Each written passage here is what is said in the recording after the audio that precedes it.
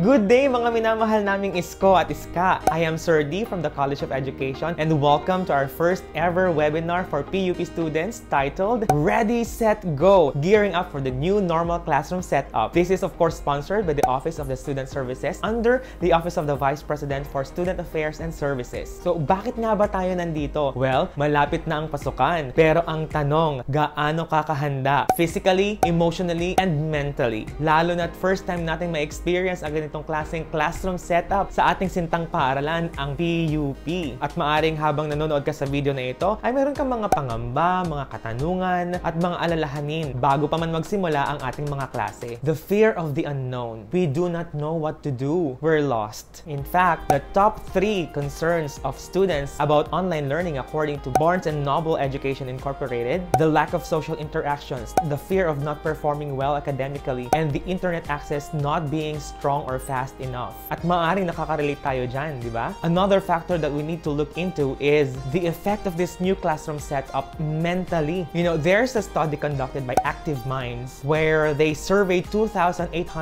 college students regarding the impact of COVID-19 on their mental health. And here's what they learned. 1 in 5 college students say that their mental health has significantly worsened under COVID-19. 80% of college students report that COVID-19 has negatively impacted their mental health. The most common ways that COVID-19 has impacted students' lives were the following: stress or anxiety, disappointment or sadness, loneliness or isolation, financial setback, and even relocation. And this one is kind of alarming. Self-care has been challenging for college students. 76% have trouble maintaining a routine, 73% struggle to get enough physical activity, and 63% find it challenging to stay connected with others. So, paano ka mag-e-enjoy at magiging handa sa semester na ito kung mayroon tayong mga ganong concerns, di ba? Well, don't worry because we are here to help you by giving you 10 tips in order for you to gear up and thrive in this new normal classroom setup. Pero disclaimer lang, sabi nga ng aking paboritong vlogger na si Trek Ramos, hindi ito black and white, perfect, final, ultimate, the best tips na pwede naming maibigay sa inyo sapagkat hindi hawak ni Sir D ang inyong kapalaran.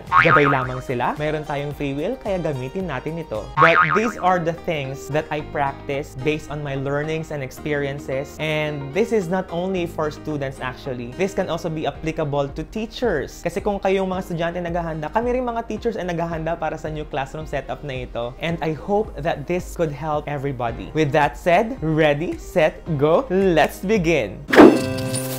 Okay, hatiin natin ang 10 tips into 3 major categories. Ito ay 3 P. Prepare, participate, and perform. Ulitin natin. Prepare, participate, perform. Kayo lang. Very good! Unahin na natin ang prepare. In order for you to gear up and thrive in this new normal classroom setup, you have to prepare. How? Let's use the word ready. Tip number 1, letter R, rest. Rest is literally vital for our physical and mental health. Don't you know that rest is not just an investment into well-being and happiness, but it is also an investment into productivity. Yes! So if you want to become more productive, you have to take some rest. Because you are not a robot, you cannot do everything all at once. Now, the next question is how to rest, Sir D? Well, dalawang bagay. You can rest your physical body and you have to rest your mind as well. We can rest our physical body through, number 1, taking incremental breaks. May na-download ako na application. If you have heard Pomodoro, a very effective tool or way para magkaroon ng incremental break at mas mag-increase yung productivity mo. It's like having breaks in between kapag nag-work ka,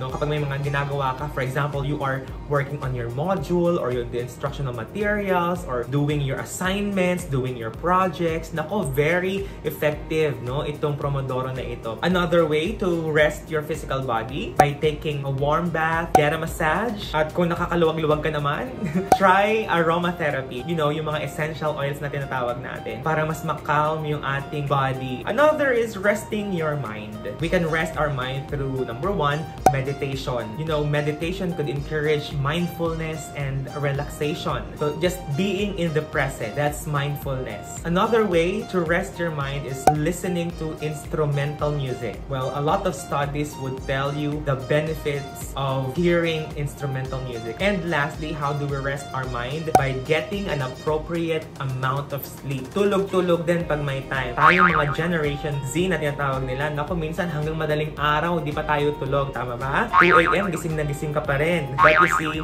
if you want to take some rest, you have to get an appropriate amount of sleep. Kailangan mong ma-regain yung strength mo para mas productive ka the following day. Tip number 2, letter E, exercise. Nako, marami ding mga benefits ang exercise. But when I say exercise, I'm not just talking about our physical aspect, but also our mental, emotional, and spiritual aspects. So how do we exercise? Mentally and emotionally by means of reading, watching, and listening. You have to feed your mind with good stuff. Physically, well, apparently by working out. Kahit nasa bahay lang tayo, maraming mga home workout routines na available dyan sa internet, especially sa YouTube, na pwede mong gayahin, pwede mong gamitin para lang magkaroon tayo ng malakas na pangangatawan. Lalo na ngayon, importante na lumakas ang ating immune system. And one way to boost our immune system is through exercise, physical exercises. You know, do you ever wonder why we have joints? Okay? Because we are meant to move. Kaya tapikin mo nga yung katabi mo, sabihin mo, kung may katabi ka,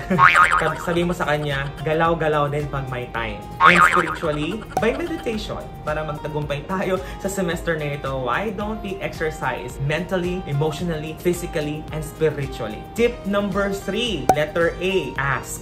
Sabi nga sa commercial, di ba? Huwag mahihiyang magtanong. Yes, huwag mahihiyang magtanong sa teacher mo, sa kaklase mo, sa yung chairperson, sa ICTO, or different offices sa PUP. Kung may mga concerns tayo regarding sa ating mga klase, or lalong-lalo na ngayon, may bago tayong way of conducting our classes wherein we will be receiving a lot of online materials, you know, modules, instructional materials, or what have you. So if you have questions with regard to those things, do not hesitate to ask. Okay? Tayo kasi nasanay tayo no? Pag sinabi ng teacher, do you have any questions? Ang sagot lagi natin ay, none, ma'am. None, sir. Tapos pag nawala na, pag umalis na si teacher, sabihin mo sa kaklase mo, ano ba sinabi mo? Ano nga binagawa mo? So you see, di ba? Don't hesitate to ask. Huwag kang mahihiyang magtanong. Dahil ang batang palatanong, mabilis dumunong. Oh. Tip number 4, letter D, declutter. Nako, this is the time na dapat maging organized tayo sa lahat ng ginagawa natin and even sa loob ng tahanan natin because we are studying inside our homes. We have to organize our things. And not only our things, even sa gadgets natin. Dahil kailangan natin ng mas malaking storage sa ating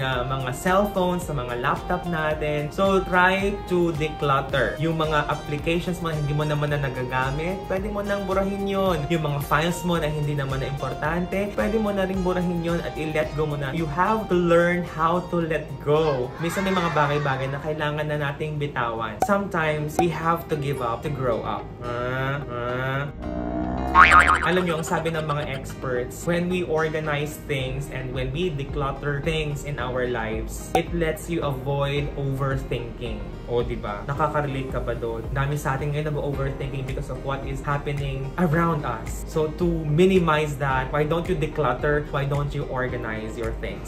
Sabi nga nila, free up your space to free up your mind. Paano kaya tayo magsisimulang mag-organize? Alam nyo, may mga Netflix series about this, about decluttering, about organizing. Isa nga dyan ay yung kay Marie Kondo. I love watching Marie Kondo. I would like to recommend that series para mabigyan kayo ng idea bakit ba tayo nag-organize, bakit ba tayo nag-declutter, and how to do them. So what are you waiting for? After this video, start decluttering your things and even your working station. Ay, by the way, speaking of working station, alam nyo ba, this is what I do. I have designated a specific place in our house na yun yung working station ko. Yun yung workspace ko. I don't know, hindi ko alam, pero yung space na yun, every time I go there, parang parang work mode on agad ako. So, tip ko rin yan sa inyo. Why don't you designate designate kahit small space lang in your home, no, para maging working station ninyo. Para pag nandun kayo, ibig sabihin, focus lang kayo sa inyong gagawin sa pag-aaral ninyo, sa pagsagot sa mga modules, sa mga instructional materials, and everything related to your studying. Tip number 5. Letter Y. Yearn. Ano yearn?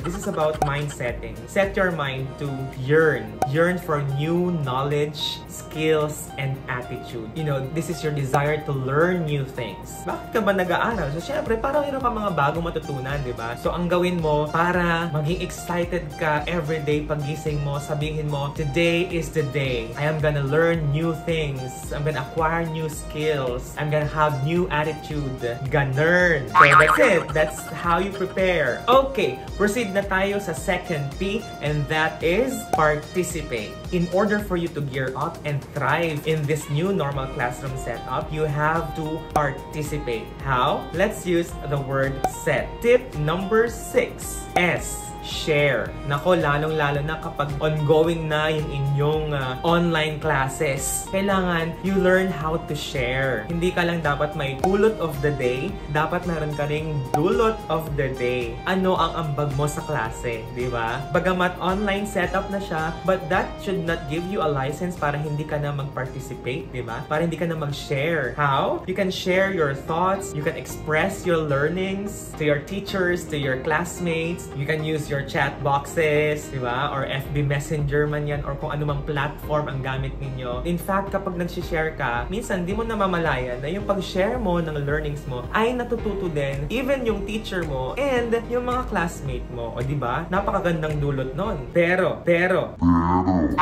syempre, wag naman nating i-share yung mga sagot natin sa mga examinations, ha? Baka sisihin pa ako kasi sabi ni Sir D, share daw eh. Walang ganun. Walang ganun, Mars. But I hope that you get my point. Because sharing is caring. And sharing is learning. Tip number 7. Letter E. Engage. Don't be passive. Be active. During your online classes, use your interaction buttons. That's one way of engaging in your class, di ba? When we say engage, the bottom line is you just have to do things and participate in your class in order for your teacher and your classmates to feel your presence in the class. Tsaka pag may mga pinapagawa yung mga teacher ninyo, gawin ninyo ng buong puso at i-enjoy ninyo every moment of it because learning should be fun. And this kind of new classroom setup should not hinder us from enjoying the class or from enjoying this semester. Tip number 8. Letter T. Tune in.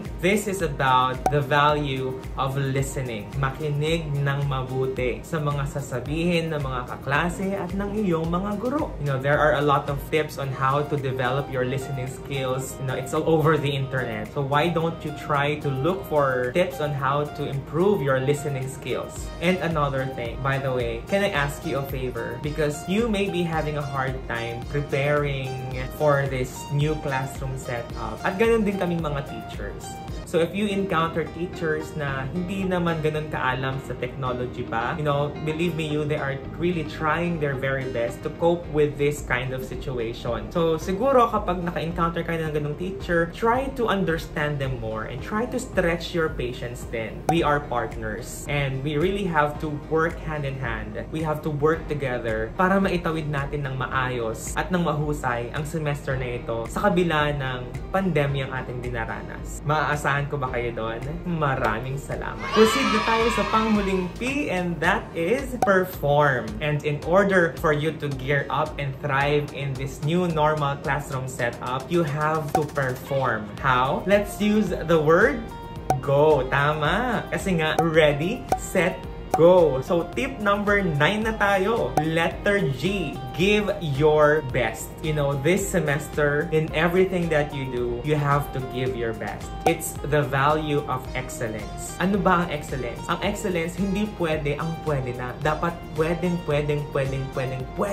na. Pag gumawa ka ng assignment, give your best. Kapag nasa loob ka ng online class, give your best. Kapag nag-submit ka ng projects, give your best. Kapag nag-exam ka, give your best. Sabi nga ay, excellence is not being the best. It is doing your best. At ang sabi din ni Jackson Brown, if you're doing your best, You won't have any time to worry about failure. At least, di ba, ginawa mo ang lahat. Ginawa mo yung best mo para sa semester na ito. So again, give your best shot this semester. Okay? And last but not the least, tip number 10, letter O. Offer everything to God. This talks about the purpose of why we are doing these things. It is revisiting the reason for your being. Bakit ba tayo nag-aaral? Bakit ba tayo nagbibigay ng best natin? Bakit kailangan nating mag-thrive ngayong semester na ito? For me, I believe that it's not just about for you to acquire new knowledge, new skills, new attitude. Gaya nga ng sinabi ko kanina, these tips are based on my learnings and experiences. And this is what I believe in the Bible in 1 Corinthians chapter 10:31. It says, "Whether therefore you eat or drink or whatever you do all to the glory of God." So what is my point here? So every time na nafe-feel ko yung pagod, nafe-feel ko yung frustrations, I always ask myself, why am I doing these things? And I always go back to this principle. I always go back to this notion that I do these things to give God the highest glory. Para siyang compass ko, para hindi ako maligaw. It is the reason for my being. Kasi kahit na, para sa akin na, kahit na naka-flat 1 ka or nag-excel ka in your studies pero hindi ka naman nakapagbigay ng glory kay Lord, it's all useless. Sabi nga ni Mark Twain, the two most important days of your life are the day you were born and the day you find out why. And also, last but not the least, when I say offer everything to God, this also talks about offering all your worries, all your frustrations, all your anxieties, all your disappointments to God. Ang dami ng mga nangyayari sa mundo natin and sometimes we are being overwhelmed by all of this. At patuloy na tumataas ang cases ng anxieties, depression. But let me encourage you today to offer everything to God. And so I hope that this semester will be productive, enjoyable, and safe for everybody. So there you have it. Those were the 10 tips for you to gear up and thrive in this new normal classroom setup. Balikan lang natin. R, rest. E, exercise. A, ask. D, declutter. Y, yearn. S, share. E, engage. C, tune in. G, give your best. And O, offer everything to God. Parang ang hirap naman nun, Sir D. Oo naman, mahirap. It's difficult talaga. Konyo. But being difficult doesn't necessarily mean na it's impossible to do. So bilang panghuli, para maging consistent tayong gawin ang 10 tips na ito, I will just share with you these 3 simple principles. The DIG principle. D stands for discipline. Kailangan mo ng disiplina para magawa lahat ng ito. Sabi nga ng isang paborito kong quote na nakita ko sa isang gym, sabi nga ganon, motivation gets you started, but discipline keeps you going. I, the principle of intentionality. For sure, darating yung point na tatamarin ka. Na-experience nyo na ba yun? Yung gusto nyong gawin itong bagay na ito pero tinamad ka. Tapos hanggang sa natapos yung buong araw, hindi mo to nagawa. Sabi ni John Maxwell, it's the law of diminishing intent. The more na pinapatagal mo ang isang bagay, the more na lumalaki yung chance na hindi mo siya magagawa, hindi mo siya matatapos. So be intentional in everything that you do. Being intentional means gagawin mo siya regardless of how you feel and regardless of what you see. Just do it. And lastly, letter G, the principle of grit.